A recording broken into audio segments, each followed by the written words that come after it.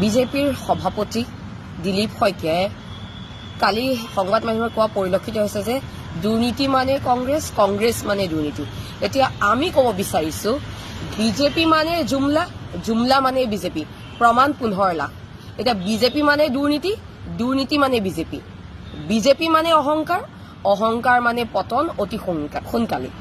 BJP মানে উচ্ছেদ, উচ্ছেদ মানে বিজেপি, ধৰ্ম বিৰোধী মানে হৈছে বিজেপি, বিজেপি মানে ৱাশ্বিং মেচিন, ৱাশ্বিং মেচিন মানে বিজেপি, সিন্ডিকেট মানে বিজেপি, বিজেপি মানে সিন্ডিকেট, লগতে বিজেপি মানে দুৰ্নীতি সিন্ডিকেট, ইলেক্টৰেল বণ্ড ইত্যাদি।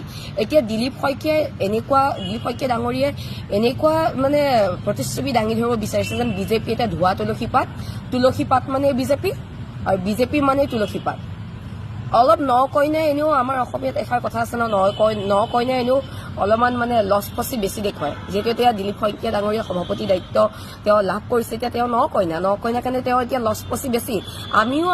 আমিও আপোনালোকক জনাই দিলো যে বিজেপি সঁচাৰ্থত কি। বিজেপি মানে সিন্ডিকেট, বিজেপি মানে উচ্ছেদ, বিজেপি মানে ধৰ্ম বিৰোধী, বিজেপি মানে দুৰ্নীতি। আচলতে দুৰ্নীতি কৰা মেইন জখলাডালেই বিজেপিত আছে, কিন্তু তাক লৈ দিলীপ শইকীয়া ডাঙৰীয়াই আলোচনা নকৰে। দুৰ্নীতিৰ যে মেইন জখলাডাল বিজেপিতে আছে তাক লৈ কিন্তু বিজেপিয়ে আলোচনা নকৰে। এতিয়া অসমত বিজেপি চৰকাৰ বনাবলৈ কংগ্ৰেছৰ পৰাই নেতা আমদানি কৰিবলগীয়া হৈছিলে, সেই কথা দিলীপ শইকীয়া ডাঙৰীয়া আপুনি চাগে পাহৰিলে। এতিয়া ৰাইজে বিবেচনা কৰক আচলতে দুৰ্নীতি ক'ত আছে, কংগ্ৰেছত নে বিজেপিত। সেই কেলেংকাৰী থকা কংগ্ৰেছৰ যিকেইজন বাঘা নেতা আছিলে এতিয়া দেখোন বৰ্তমান বিজেপিত।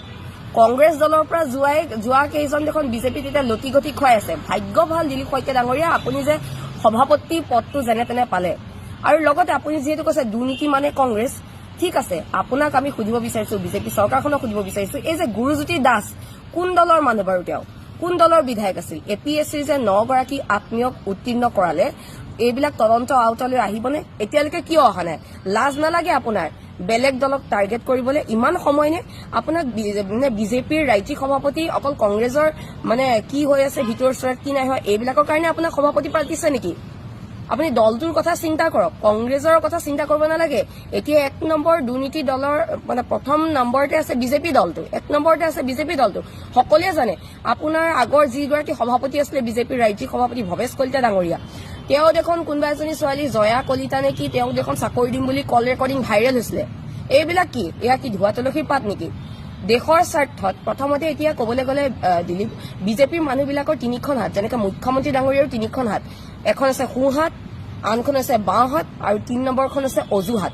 যেতিয়াই অসমত কিবা এটা মানে তেওঁলোকৰ বিজেপি দুৰ্নীতিৰ বিৰুদ্ধে ওলাই পৰে মানুহৰ মাজত, তেতিয়া তেওঁলোকে কি কয় অজুহাতখন ব্যৱহাৰ কৰে, মানে তৃতীয় হাতখন ব্যৱহাৰ কৰে।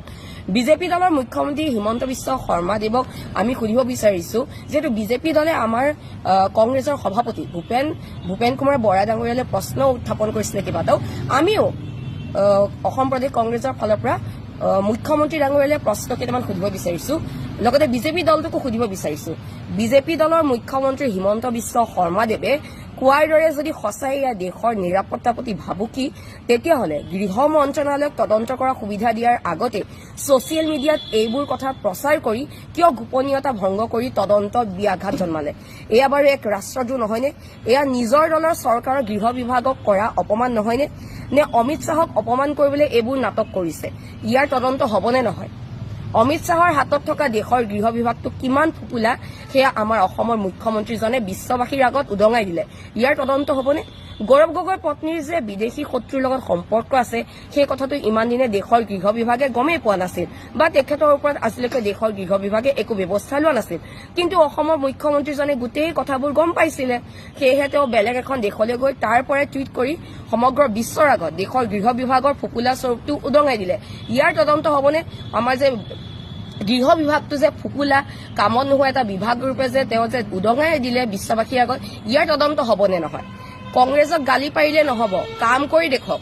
আমেৰিকাই ভাৰতীয় অনুপ্ৰৱেশকাৰীক শিকলিৰে বান্ধি বহিষ্কাৰ কৰিলে।